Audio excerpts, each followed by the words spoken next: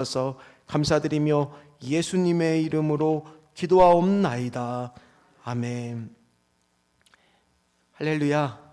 네, 오늘은 소망의 복음 우리 설교 제목 같이 읽겠습니다. 덮으시는 은혜라는 제목으로 같이 말씀의 은혜를 나누겠습니다. 배고픈 요리사란 말을 혹시 들어보셨어요? 배고픈 요리사 처음 들어보세요? 우리가 요리사가 하는 일이 뭐예요? 요리를 해서 다른 사람을 배부르게 먹이는 겁니다. 그러니까 다른 사람이 배부른 모습을 보니까 정작 자기 자신이 배고픈 줄을 잘 모르는, 그러니까 열정과 열심으로 살다 보니까 정작 자기가 먹어야 될 줄을 모르는 것을 가리켜 배고픈 요리사라고 합니다. 우리 어머님들이 그랬잖아요. 막 자녀들 막 먹이고 나서는 학교 보내고 뭐 육아할 때는 바쁘잖아요. 그러다 보니까 한쪽 부엌에서 찬물에 그냥 밥만 말아서 막 김치랑 이렇게 먹으면서 바쁘게 사셨던 적 없으세요? 있으시죠? 아버지들도 마찬가지입니다. 뭐 어머니들도 마찬가지지만 직장 생활을 하다 보면 점심 한 끼값 아끼려고 비싼 식당에 가는 게 아니라 그냥 저렴한 곳에 가서 한 끼를 그냥 마치 때우듯이 먹는, 그게 바쁜 부모 세대, 우리의 부모 세대가 그렇게 살았죠. 그게 바로 배고픈 요리사라는 거예요. 그러다 보니까 열심히는 살았는데 이분들이 쉴 줄을 몰랐던 거예요. 또는 먹을 줄을 몰랐던 거예요. 그러다 보니까 갑자기 문제가 닥쳤을 때 쉬는 방법도, 먹어야 되는 방법도 모르다 보니까 삶의 자리에서 주저앉을 때가 있더라는 겁니다. 마음이 그늘질 때가 있더라는 겁니다. 룻도 그랬어요. 우리가 계속 룻기의 말씀을 보지만 룻은 굉장히 성실했습니다. 이삭을 주어도 저녁 늦게 가서 줍는 게 아니라 아침 일찍부터 가서 주울 정도로 참 성실했습니다. 그뿐만이 아닙니다. 룻은 오늘 왜 이삭을 주러 갔습니까? 시어머니 나오미를 먹는 헌신적인 삶을 살았기 때문입니다. 근데 그 사람한테도요 문제가 생겼죠. 왜냐하면 행복할 줄 알았던 결혼 생활인데 남편이 일찍 죽고 말았습니다. 그리고 자녀도 갖지 못했습니다. 누가 봐도 그녀의 인생은 결혼에 실패한 인생처럼 보였습니다. 그러다 보니까 지금 입장도요 과부예요. 그리고 멀리 고향을 떠나 타향에서 살아요. 거기서도 사람들이 혹시나 나를 거절할까, 무시할까, 그런 염려와 두려움 속에서 살았다라는 거예요. 그녀에게 있어서 가정과 결혼이라는 것은 어쩌면 상처이고 어쩌면 묻고 싶은, 피하고 싶은 주제였는지도 모른다는 거예요. 과연 그런 룻에게 오늘 하나님은 어떻게 일하고 계실까? 또 오늘 여기 이 자리에 있는 분들은 과연 하나님은 나에게 어떻게 역사하고 계실까? 우리가 룻기 말씀을 계속 봤지만 제가 말씀 하나 안 드린 게 있어요. 룻기 말씀은요 4장까지 보면 어떤 특징이 있느냐? 하나님이 직접적으로 언급이 되지 않고 나타나지 않으세요. 그러니까 마치 보이지 않는 하나님. 우리가 살다 보면은 하나님이 잘 보이실 때가 많습니까? 안 보이실 때를 경험할 때가 있습니까? 우리도 살다 보면은 때로는 보이지 않는 하나님이 느껴질 때가 있잖아요.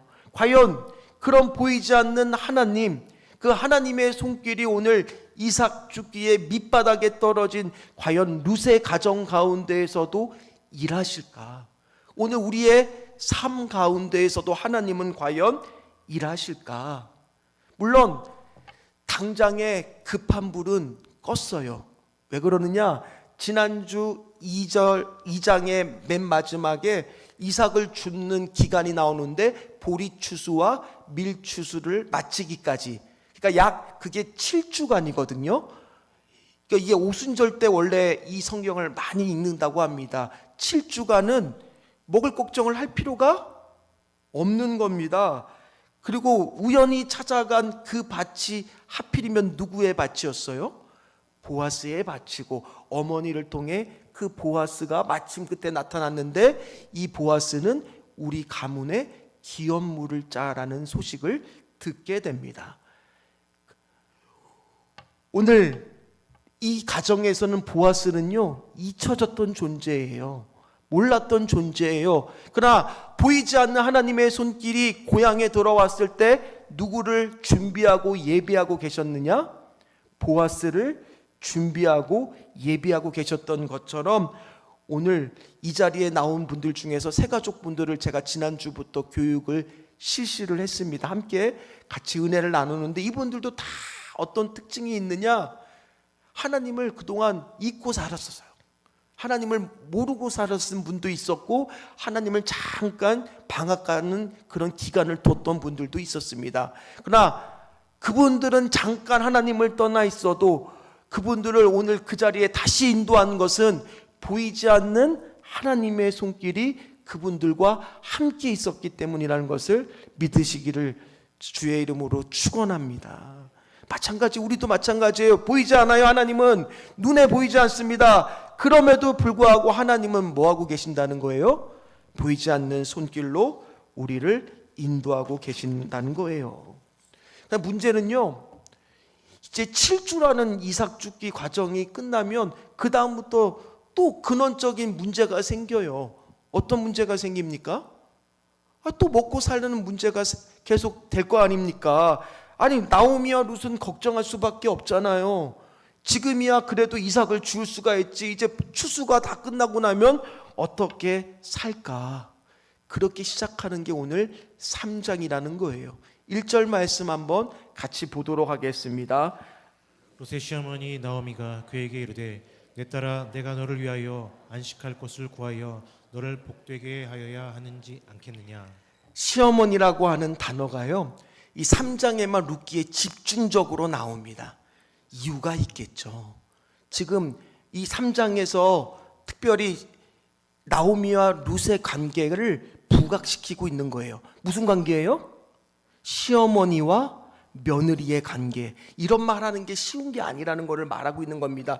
동서고금을 막론하고 시어머니와 며느리의 관계는 어렵습니까? 쉽습니까? 어떻게 아세요? 성경에서 가장 행복한 여인이 누군지 아십니까? 하와요. 왜요? 시어머니가 없었으니까요. 오늘 그럼에도 불구하고 나오미는요, 룻을 계속 뭐라고 부르느냐? 내 딸아, 사랑하는 마음으로 부르고 있어요. 그리고 오늘 뭐라고 말하고 있냐? 우리가 읽었던 1절을 보면 내가 너를 위하여 정말 행복을 빌어주고 싶은 거예요. 너가 안식할 곳을 구하여 너를 복되게 해야 하지 않겠느냐, 그 말을 하고 있다라는 거예요. 뭐예요? 이제 너가 새로운 가정을 이루었으면 좋겠다라고 이제 자신의 속마음, 그동안 기업 물을 자라는 것을 알고는 있었지만 자신의 마음들을 비치기 시작했다는 거예요. 그 마음은 어떤 마음이냐? 안 거예요. 룻이 나를 대하는데 저거는 진심이야. 정말 나를 사랑하는 마음으로 대하고 있구나. 그거에 감동을 하니까 원래 고엘 제도의 우선권은 누구한테 있느냐? 나오미한테 있습니다. 그러나 오늘 나오미가 자신의 권리를 행사하기보다는 오늘 룻이 새로운 가정을 이루기를, 새로운 행복을 꿈꾸기를 원하는 거예요. 그래서 이 룻에게 구체적인 방법을 알려줍니다. 이제 추수가 시작이 됩니다. 장소가 어디로 가느냐? 타작마당이라는 곳으로 갑니다. 타작마당에서 이제 타작을 실시하는데 우리도 퀴즈를 할 때가 있었죠. 여기 계신 분들 중에 퀴즈라는 거 본 적이 있으세요? 이렇게 퀴즈를 하면 바람이 불면 점점 알곡은 어떻게 됩니까? 저한테 가까이 다가오고 겨는 바깥으로 빠지는 거 맞습니까? 오늘 그거를 지금 타작마당에서 이제 할 겁니다. 그러면 바람이 부는 곳에서 그거를 실시를 할 건데, 그러다 보니까 이 타작마당은 지금 수확의 기쁨이에요. 잔치집이에요. 흥겨운 곳입니다. 그러다 보니까 거기에는요, 이 타작 기간에는 남자들만 들어갈 수 있어요. 그리고 특별히 주인이 거기 있습니다. 왜 그럴까요? 추수할 때니까 뭐가 올 수 있어요? 도둑이 올 수 있잖아요. 도둑이 올 수 있잖아요. 그러니까 그걸 지키기 위해서 주인도 거기에 머물고 타작을 하는 것은 남자들의 역할입니다. 그래서 여자들은 못 들어오는데 여자들이 들어오는 경우가 있습니다. 그건 바로 뭐냐? 몸을 파는 창녀들이 그곳을 들어올 때가 있습니다. 그러니까 약간의 일탈 행위를 허용되는 것이 그때 그 순간이라는 겁니다. 그래서 호세아 9장 1절 말씀을 보면 이렇게 나옵니다. 같이 읽겠습니다. 이스라엘아, 너는 이방 사람처럼 기뻐 뛰놀지 말라. 내가 음행하여 내 하나님을 떠나고 각 타작마당에서 음행의 값을 좋아하였느니라. 네, 그렇게 하라는 겁니다. 그러니까 그때는 그 타작마당이 일탈의 장소, 약간의 음란의 행위들이 많이 일어날 수 있었던 곳이라는 겁니다. 그런데 오늘 그곳으로 지금 누구를 보내는 거냐? 룻을 보내고 있는 거예요. 그러니까 룻이 지금 어떤 곳으로 가고 있는 거냐?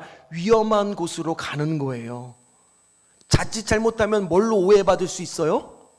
창녀로 오해받을 수 있는 그런 위험한 상황으로 가는 겁니다. 오늘 구체적으로 나오미가 룻에게 지시를 합니다. 가장 좋은 옷을 입어라. 가장 고운 옷을 입어라. 그리고 목욕도 하고 머리에 기름도 발라라. 요즘 표현으로 하면 전투복을 입으라는 거예요. 이게 무슨 말이냐면 한 연애 프로그램에 보면 여자들이 자기소개할 때 남자를 때 자신의 매력을 보여주기 위해서 다 화장하고 갇혀 있는 거예요. 지금 룻이 그랬다는 거예요. 누구한테 보여주기 위해서요?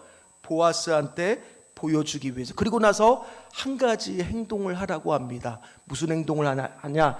발치에 가서 거기 누워라. 보아스가 어디에 누웠는지 잘 보고 거기에 발치에 가서 누우라고 명령을 내립니다. 자, 이것이 무엇을 뜻하는 건가? 아니, 이왕이면 목욕도 하고 전투복도 다 입었는데 얼굴을 마주 보는 곳에 누우면 우리 그렇잖아요. 부부가 한 침대에서 같이 누우면 도란도란, 아마 여러분들 이렇게 자는 거 아니에요? 서로? 그거 아니죠? 서로 얼굴을 마주 보면 좋잖아요. 얘기도 하고. 그런데 오늘 왜 발치에 가서 누우라고 했을까요? 이것이 중요한 뜻이 있습니다. 자, 여기에서 중요한 영어의 관용적 표현이 나왔습니다. 한번 띄워주시죠. Sit at the person feet라 그래서 person이 사람이거든요. feet가 발이에요. 거기에 눕는다는 것은 어떤 뜻이냐면 충성을 다하다라는 영어의 뜻이 여기서 나왔다는 거예요. 이게 뭘 뜻하는 거냐면 지금 발치에 누웠다는 얘기는요. 지금 룻이 보아스한테 남편으로서 내가 충성을 다할 거라고 하고 뭐 하고 있는 거냐면 청혼하는 거예요. 그래서 발치에 눕는 거예요.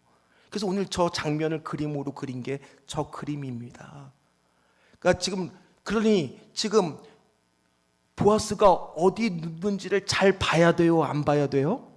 잘 봐야 돼요. 자칫 잘못하면 엄한 남자한테 가요. 그리고 또 중요한 거는 내가 이렇게까지 고백을 했는데 보아스가 거절하면 어떻게 될까요? 룻의 입장에서는 창피하잖아요. 여기까지 용기를 내어 찾아왔는데 수치스럽잖아요. 지금 여자가 먼저 고백하고 청혼하자고 말하고 있는 겁니다. 그러나 오늘 이 중요한 밤 그 타작마당에서는 누구의 인생이 어떻게 보면은 결정이 될 수도 있는 거예요? 룻의 인생이 결정이 될 수 있는 겁니다. 그러나 룻은 결혼에 대한 상처가 있잖아요. 오늘 우리도 마찬가지입니다. 같은 상처에 또 거절당할까 봐 두려울 때가 있습니다. 그러나 언제까지나 도망만 가고 피할 수만 없는 문제가 있습니다. 그럼 그때 이 룻에게 필요한 것은 뭘까요? 물론 어디에 누웠는지 그것도 잘 봐야 돼요. 또 전략적으로 잘 꾸미는 것도 중요합니다. 그리고 그 추수하라고 하는 그 시기에 잘 가야 되는 것도 중요합니다. 그러나 무엇보다 가장 중요한 것은 보이지 않는 하나님의 도움이 필요하다는 거예요. 우리 인생 가운데에서도 아무리 내가 잘 준비한다 그래도 보이지 않는 하나님의 손길이 필요할 때가 있더라는 겁니다. 오늘 여기 가운데에서도 어쩌면 한숨을 짓는 상처, 수치스러운 과거가 있는 분들도 오늘 이 자리에 다시 한번 나왔을 때 예수님 앞에 발치에 서서 고백하시고 그분을 붙드시기를 주의 이름으로 소망합니다. 오늘 룻은요 용기를 냈어요. 그리고 9절처럼 말했을 때 그 안에 소망이 있었어요. 나의 수치를 좀 덮어달라고. 9절 말씀을 한번 같이 읽어보겠습니다. 이르되 내가 누구냐 하니 대답하되 나는 당신의 여종 룻이오니 당신의 옷자락을 펴 당신의 여종을 덮으소서. 이는 당신이 기업을 물을 자가 됨이니이다 하니. 여기서 옷자락이라고 하는 것은 실제의 옷만 뜻하는 게 아닙니다. 이미 보아스가 룻을 향해서 룻기 2장 12절에 약속했을 때 여호와의 날개 밑에 네가 오기를 소망한다. 그 날개와 이 옷자락이 같은 뜻이에요. 그 보호막이에요. 보호막. 나를 좀 덮어주세요. 나를 당신이 은혜를 베풀어 허락해 주세요. 당신은 기업 물을 자입니다라고 지금 애절한 마음으로 청혼을 하고 있는 거예요. 그러면서 속으로 하나님의 보이지 않는 손길에 도움을 지금 구하고 있는 거예요. 간절한 마음이라는 겁니다. 오늘 성경에 보면 이런 간절한 또 한 명의 여인이 나옵니다. 그녀는요 이 병을 12년 동안이나 앓고 있었어요. 그런데 이 병을 고쳐보려고 수많은 병원들을 찾아다녔는데 가는 곳들마다 못 고친다는 거예요. 여인의 몸에서 피가 나는데 이 병에 걸리면 부정해서 사람들하고 가까이 갈 수가 없는 거예요. 그리고 피가 많이 나는 병이다 보니까 안색은 늘 여인으로서 거울을 보면은 안 예쁘고 와 이렇게 창백하게 보이고, 그리고 사람들을 피해서 살다 보니 외롭고 힘든 인생, 수치스러운 인생인데 그녀에게 소망과 같은 소식이 하나 들려옵니다. 바로 뭐냐? 예수님이 병자를 고치신다는 거예요. 그녀는 용기를 냈습니다. 예수님을 찾아갑니다. 그런데 사람이 이미 너무 많이 와 있는 거예요. 그래서 나 좀 고쳐달라고 수치가 많고 부끄러움이 많았기 때문에 말을 할 수가 없는 거예요. 그러나 거기까지 갔는데 그냥 돌아올 수는 없잖아요. 그래서 그녀가 한 행동은 뭡니까? 용기를 내서 예수님의 옷자락을 붙잡는 거예요. 이 옷자락이라도 붙잡으면은 주님의 날개 밑에 내가 가기만 하면 그래도 무슨 일이 일어나지 않을까. 놀랍게도 그 옷자락을 잡았을 때 그녀는 알았어요. 내 병의 근원이 떠나갔음을. 더 놀라운 것은 그리고 그녀는요 조용히 사라지려고 그랬어요. 근데 예수님이 누가 내 옷자락을 잡았느냐 물으시면서 뭐라고 말합니까? 딸아, 내 믿음이 너를 구원하였으니 평안히 가라. 내 병에서 놓여 건강할지어다. 옷자락을 붙잡는 순간 그런 일들이 일어났습니다. 저도 마찬가지입니다.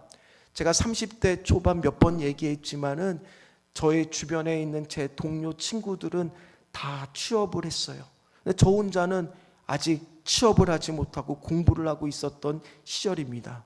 토요일만 되면은 찬양팀을 하기 위해서 교회에 와서 찬양팀 연습을 2-3시간 하고 집에 밤이 되면 돌아갔었어요. 그럼 밤이 되면 돌아가는데 대중교통으로 가는데 그날따라 저 교회에 같이 찬양팀에 있는 후배가 차를 태워주겠다는 거예요. 근데 그 옆자리에 앉았는데 하나도 반갑지가 않은 거예요. 왜냐하면 나는 지금껏 무엇을 하고 살았나. 그러면서 갑자기 제 자신이 초라해지는 거예요. 제 자신이 수치스러운 거예요. 부끄러워지는 거예요. 그런데 그 가는 동안에 집에 가서도 한숨을 쉬면서 하나님, 나는 언제 과연 이곳을 벗어날 수 있을까? 그랬는데 결론은 뭐냐? 그 순간에도 하나님의 옷자락은 나를 덮고 있었다라는 거예요. 그러니 오늘 제가 여기 이 자리에 여러분들 앞에 서 있을 수 있는 거 아니겠습니까? 오늘 여기 이 자리에 오신 분들도 마찬가지. 지금 순간은 어쩌면 룻과 똑같은 고통스럽고 수치가 느껴질 만큼 어려움 겪는 분이 있을지도 몰라요. 그러나 중요한 것은 오늘 하나님의 날개 아래 하나님의 그늘 아래, 하나님의 옷자락 안에 오신 분들이 있다면 그 옷자락을 붙드는 순간 하나님은 여러분들의 한숨을, 나의 한숨을 바꿔주시게 될 줄 믿습니다. 오늘 보아스가 이제 어떤 대답을 할까? 룻은 침이 저처럼 마르고 침이 꼴깍 넘어가고 있었을 거예요. 이제 보아스가 어떤 대답을 해줘야 되잖아요. 10절 말씀에 나와 있습니다. 같이 읽도록 하겠습니다. 그가 이르되 내 딸아 여호와께서 내게 복 주시기를 원하노라. 내가 가난하건 부하건 젊은 자를 따르지 아니하였으니 내가 베푼 인애가 처음보다 나중이 더하도다. 오늘 이 말씀을 읽는데요, 마음이 울컥했습니다. 한번 생각해 보세요. 룻은 단순하게 결혼한다는 그 한마디만 해줘도 눈물이 날 정도로 감격스러울 때 보아스의 앞에서 어떤 대답이 나올까 두려워 떨고 있는데 내 딸아 그 한마디에 큰 위로를 받을 수밖에 없어요. 마치 아버지가 딸을 아끼듯이 내 딸아 부르고 뭐라고 말합니까? 축복해줘요. 대답하기 전에 여호와께서 내게 복 주시기를 원한다. 근데 거기로만 끝이 아니에요. 뭐라고 말합니까? 네가 가난하건 부하건 젊은 자를 선택하지 않고 나이가 많은 나 같은 남자를 어떻게 선택해 줄 수 있냐? 너무 고맙다. 네가 베푼 은혜가 처음의 은혜보다 지금 베푼 나한테 준 인애가 더 크다. 감동이 1도 없으세요? 생각해 보세요. 보아스의 입장에서 이런 말을 할 수가 있습니까? 룻은요 가난해요. 과부입니다. 이방 여인입니다. 자기하고 결혼할 수 있는 그 관계가 되지 않는 여인이에요. 그런데 그녀의 지금 마음을 헤아려 주면서 너가 시어머니와 여기까지 온 그 인애보다 내게 지금 결혼하자고 한 그 인애의 그 마음이 더 크다. 뭡니까? 인정해 주고 있잖아요. 그러면서 걱정하지 마라. 네가 말한 대로 다 해주겠다. 이렇게 품어주고 있는 거 아닙니까? 오늘 마찬가지예요. 여기 여러분들이 어떤 모습으로 하나님 앞에 나왔습니까? 하나님이 뭐라고 말씀하시느냐? 에스겔 16장 8절 말씀을 보세요. 빨간색으로 침범을 보니 내 옷으로 너를 덮어 벌거벗은 것을 가리고 내게 맹세하고 언약하여 너를 내게 속하게 하였느니라. 내 모든 수치와 내 모든 상처와 내 모든 아픔들을 내가 덮어주겠다고요.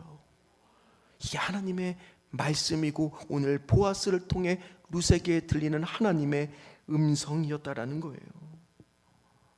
여러분 이게 결혼이요 쉬운 게 아니에요. 우리는 이걸 너무 쉽게 생각하죠. 유대적 관점으로 본 룻기라고 하는 책을 보면 유대인들한테는 하나의 지금도 이런 시각을 갖고 있다고 합니다. 자기가 유다 지파에 속해 있는 사람입니다. 그러면 그들은 지금 유대교를 믿는 사람은 메시아가 지금 왔다고 생각합니까? 안 왔다고 생각합니까? 아직 안 왔다고 생각을 해요. 그러다 보니 지금 나를 통하여 내 자손 가운데 메시아가 올 수 있다고 지금도 생각한대요. 저 책에 보면. 그래서 누구와 결혼하는지가 굉장히 중요하다는 겁니다. 개인의 결혼이 아니라 오늘 누군가의 결혼을 통해서 메시아가 올 수 있기 때문에 누구와 결혼하는 것은 굉장히 중요하다고 하는데 오늘 이 보아스가 바로 유다 지파 사람이거든요. 근데 지금 이방 여인과 결혼한다는 거 이거 쉬운 거 아니라는 겁니다. 그런데 오늘 보아스는 뭐라고 말하느냐? 모든 것을 내가 안고 갈 테니, 물론 기업 물을 자가 또 있다라고 말하지만 그 문제까지도 내가 다 안고 다 덮어주고 가겠다라고 약속해 주는, 모르긴 몰라도 룻은요 눈물이 났을 것 같아요. 어쩌면 두 사람은요 서로의 그 마음으로 인해서 뜬 눈으로 밤을 지새웠을지도 모르겠습니다. 룻의 마음은 어땠을까요? 그 하나님의 덮어주시는 은혜를 보아스를 통해서 경험하면서 얼마나 감사했을까요? 우리 김창옥 TV가 있습니다. 이 유튜브 채널에 보면 김창옥 씨가 사람들의 고민들을 이렇게 들어주고 답을 내줍니다. 그래서 어떤 여자분이 이런 걸 물어봤어요. 화면 좀 띄워주시죠. 진짜 자기 사랑을 찾고 싶다는 거예요. 그런데 지금 남자친구를 만났는데 이 남자친구와 동등한 연애를 하고 싶다는 겁니다. 요즘 MZ다운 대답이잖아요. 그런데 김창옥 씨가 뭐라고 답변을 하냐? 당장 헤어지세요! 여자분이 깜짝 놀랐어요. 아니 왜 헤어지라고 하냐? 그런데 뭐라고 말하느냐? 연애 기간에 동등하게 서로를 대한다는 것은 자기는 추천하지 않는데요. 왜요? 난 자기랑 동등하고 싶지 않아. 내가 더 손해보고 싶어. 이런 사람을 만나라는 거예요. 아니면 이렇게 해줄 수 있는 사람을 만나라는 거예요. 그러면서 뭐를 인용을 하느냐? 여러분 윤동주 아시죠? 서시를 쓴 윤동주의 십자가라고 하는 시가 있습니다. 거기에 보면은 이런 내용이 나옵니다. 십자가 청탑 위에 달린 괴로웠던 사나이. 그런데 괴로운 게 아니라 예수 그리스도 앞에 뭐가 있어요? 행복한 예수 그리스도. 왜 예수 그리스도는 십자가에 달려 돌아가시면서 행복했을까요? 그만큼 자신을 내어줄 정도로 사랑했던 대상이 있었다라는 거예요. 그 사랑했던 대상이 바로 누굽니까? 오늘 여기 나오신 저와 여러분이라는 거예요. 오늘 보아스가 지금 그 마음인 거예요. 다 품고 다 덮어주고 가고 싶다는 거예요. 나 왼팔 찔렀다고 너 오른팔 내놓으라고. 그게 사랑이 아니라 나는 다 찔러도 좋으니 내가 다 덮고 함께 가겠다. 룻은요 한숨을 이제 안 쉬었을 것 같아요. 너무 기뻤을 것 같아요. 동이 틀 때까지 기다리고 있었을 겁니다. 그러면서 보아스가 그 증거로 15절처럼 행동을 합니다. 15절 말씀에 보니까 어떤 말씀이 나오냐면 갑자기 겉옷의 위에 있는 것들을 펴서 거기다가 보리를 주는데 몇 번 줘요? 6번 대어서 줍니다. 이 6번이라는 것도 의미가 있다는 거예요. 6은 완전한 숫자가 아닙니다. 뭐가 완전한 숫자예요? 7입니다. 이거는요 이 행동을 했을 때 나오미가 알 거라는 것을 보아스는 알았어요. 바로 뭐냐? 이제 곧 7이 될 거다. 그러니 6은 지금 청혼을 받아들이고 약속해 준 증표로서 지금 보내고 있는 거예요. 결혼 지참금처럼요. 조금만 기다려라. 이제 7의 순간이 다가오고 있으니 내가 6까지 주고 나머지는 내가 날이 새는 대로 가서 열심히 일하겠다. 그게 오늘 18절 말씀에 나옵니다. 18절의 맨 끝에 뭐라고 나옵니까? 이 일이 성취되기 전에는 룻과 나오미가 할 수 있는 일은 다 한 거예요. 뭘 더 하겠습니까? 이제 누가 움직여야 돼요? 오늘 여기 계신 분들도 마찬가지입니다. 이 자리에 나와서 하나님의 발치 앞에 서서 내 모든 상처와 아픔들을 주님 앞에서 다 기도하고 나눴을 때 그 다음 나머지 일의 영역 누가 하시는 거예요? 이제 하나님이 하시는 거예요. 앞으로는 교회 오실 때 꼭 예배드리기 전에 핸드폰을 꼭 확인하시고 젊으신 분들한테 아니면 모르시면 좀 부탁을 해서 이렇게 좀 해주시면 고맙겠습니다. 이제부터는 누구의 영역이라는 거예요? 보아스의 영역, 하나님이 일하실 영역이라는 거예요. 오늘 여기 계신 분들도 최선을 다했잖아요. 이제 하나의 고비만 넘으면 돼요. 하나의 언덕만 넘으면 됩니다. 거기에 멈추지 않으시기를 주의 이름으로 축원합니다. 조금만 기다리시면 이제 하나님이 그 고비를 넘게 해 주신다라는 거예요.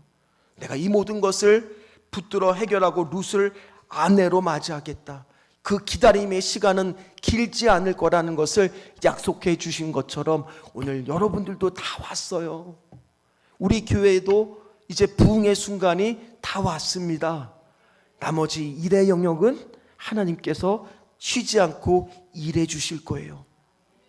출애굽기 14장 14절의 말씀처럼 여호와께서 너희를 위하여 싸우시리니 너희는 가만히 있을지어다. 이제부터는 하나님이 일하실 거라는 겁니다.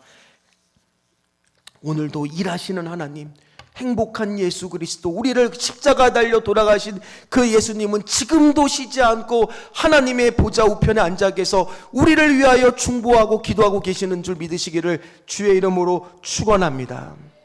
말씀을 마무리하겠습니다. 일본의 전통 도자기 복원 기술 중에서 킨즈키라고 하는 것이 있습니다. 그릇을 사용하다가 깨지면요, 우리는 다 뭐예요? 그냥 버리잖아요. 못 사용하니까. 근데 일본 사람들은 거기에다가 금가루를 섞인 오칠로 해서 그 자리를 다 이어 붙인다는 거예요. 저 모양이 보니까 좀 특이하지 않습니까? 반짝반짝 빛이 나죠? 저기다 금가루가 들어간 거예요. 그러면 저렇게 보완하고 깨진 그릇을 붙인 게 더 비싸진대요. 더 귀해진다라는 겁니다.